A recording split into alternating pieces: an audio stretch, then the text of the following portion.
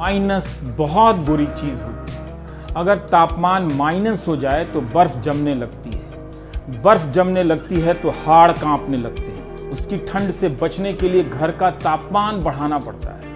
भारत की GDP minus में आ गई है। ऐसा लग रहा है कि चलती फिरती मशीनें, सड़कें, शहर सब जाम हो चुके हैं, बर्फ जम गई। इसलिए आह नहीं निकल रही है ना बहुतों की। आपकी आर्थिक बर्बादी की आह बर्फ में जम रही है।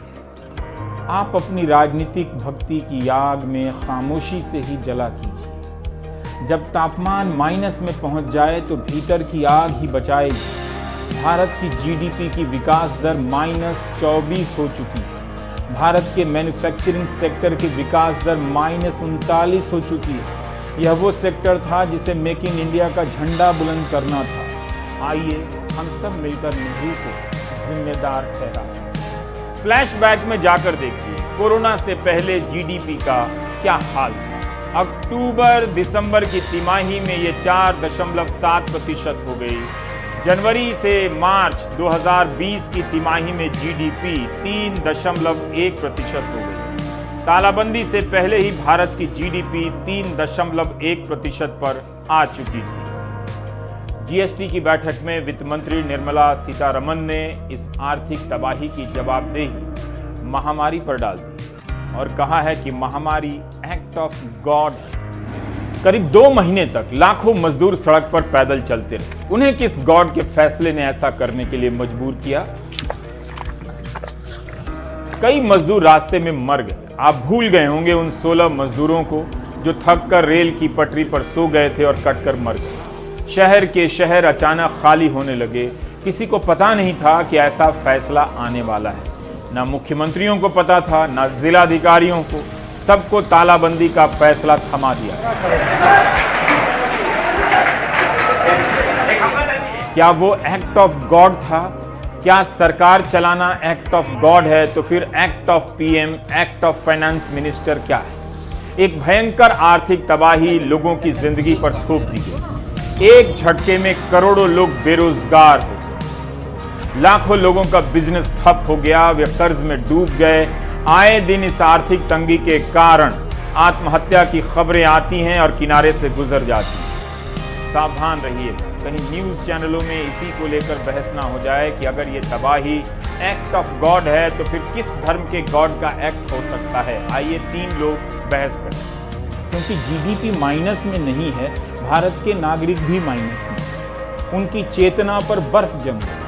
तभी तो चैनलों के जरिए एंकर आपके खून में उबाल पैदा कर रहे हैं। आइए भारत के मुख्य आर्थिक सलाहकार केवी सुब्रमण्यन के बयानों में आए क्रमिक परिवर्तन पर दृष्टिपात करें, यानी हिंदी में देखें। 4 मई को केवी कहते हैं कि कोविड के असर के कारण जीडीपी प्लस में रहेगी, 1 या 2% प्लस। जब सीएनबीसी टीवी 18 की एंकर ने पूछा कि क्या अगली 2 तिमाही यानी 6 महीने में आपको उछाल दिखता है, तो कहते हैं पता नहीं। पता तो 4 मई को भी नहीं था, पता अब भी नहीं है। जब मुख्य आर्थिक सलाहकार को ही पता नहीं तो किससे पूछें? अभी तक वित्त मंत्री और वाणिज्य मंत्री ने 24 घंटे हो जाने के बाद भी जीडीपी पर कोई बयान नहीं दिया। कम से कम चीन की किसी कंपनी को ही बैन कर देते, एंकरों में जोश आ जाता, मेरी आवाज में खनक आ जाता। ट्विटर पर चहकने वाले, फुदकने वाले मंत्रीगण लगता है आज बाग बदलकर कहीं चले गए। ये आंकड़े आने के 24 घंटे तक कोई ट्वीट नहीं। प्रधानमंत्री से तो आप उम्मीद नहीं कर रहे हैं। इस गिरावट को लेकर कहीं कोई बयान नहीं, चहचहाहट नहीं। यहां भी कोलाहल नहीं। अपने निज वन उपवन में मयूर संग कार्यालयीन प्रधानमंत्री के आभा मंडल की शांति सुखद एहसास दिलाती। जम्बूद्वीप आर्यावर्त भारत कभी सोने की चिड़िया था, कभी सोने की चिड़िया होगा। मयूर उसी सोने की चिड़िया का प्रतीक है। इन तस्वीरों को अपने आध्यात्मिक मन की ऊर्जा से देखा कीजिए। कार्यालयीन प्रधानमंत्री उन फाइलों को पढ़ने में तल्लीन है। नाहा का परेशान है जीडीपी डबल डिजिट के माइनस में चली। प्रधानमंत्री से सीखिए, चेहरे पर कितनी कांति है, आभा मंडल में कितनी शांति है। इस तस्वीर की तिथि पहले नोट कर लें जजमान। शक संवत 1942 भाद्रपद शुक्ल पंचमी रविवार विक्रम संवत 2077 क्रिस्तानी कैलेंडर के अनुसार 23 अगस्त। क्या शांत मन से राष्ट्र कर्म में संलिप्त प्रधानमंत्री 31 अगस्त को आने वाली जीडीपी में ऐतिहासिक गिरावट से किंचित चिंतित होंगे? प्रधानमंत्री ने आर्थिक तबाही को छोड़ संभावनाओं की लगातार बातें करते जा रहे हैं। कह रहे हैं कि खिलौना बनाइए, कुत्ता पालिए। जब करोड़ों लोग बेरोजगार हो, खाने के लिए पैसे ना हो, तो उन्हें देसी कुत्ता पालने का यह सुझाव वाकई मानवता से प्रेरित है। पर किस ब्रांड के कुत्ते पालेंगे, ये आप प्रधानमंत्री से ही सुनिए। इंडियन ब्रीड के डॉग्स भी बहुत अच्छे होते हैं, बहुत सक्षम होते हैं। इंडियन ब्रीड्स में मुधोल हाउंड है, हिमाचली हाउंड है, ये कन्नी, चिप्पी पराई और कोम्बाई भी बहुत शानदार इंडियन ब्रीड्स हैं। इनको पालने में खर्च भी काफी कम आता है और ये भारतीय माहौल में ढले भी होते हैं।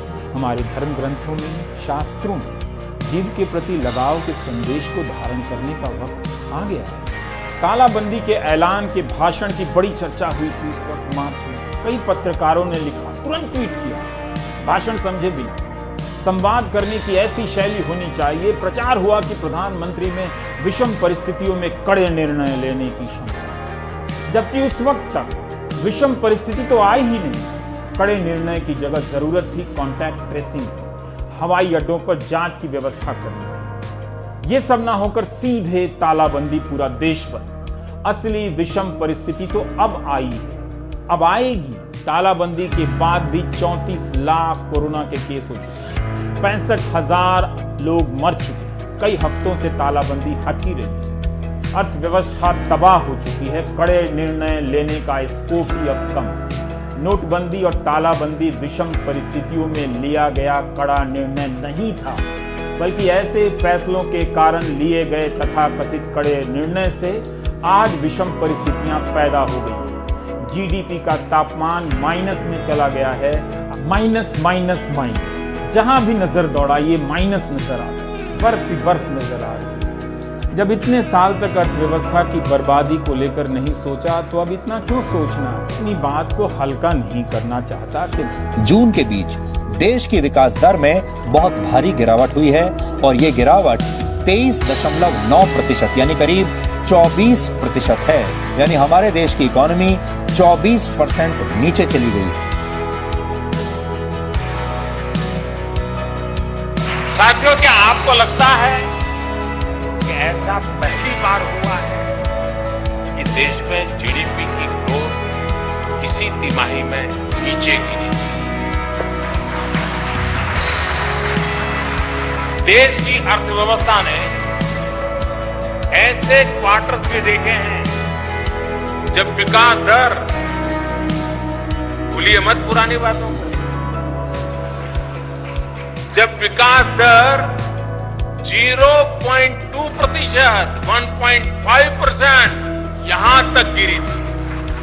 ऐसी गिरावट अर्थव्यवस्था के लिए और ज्यादा खतरनाक होती है, क्योंकि उस कालखंड में खतरनाक क्यों होती है मैं बताता हूं।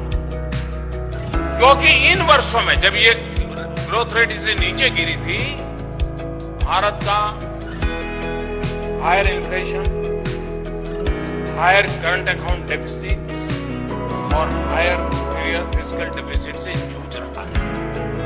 जब जनता के विवेक की निगाहों से कोई काजल चुरा लेता है, तब रात भी दिन की तरह दिखाई देती है। पूरा देश देख रहा है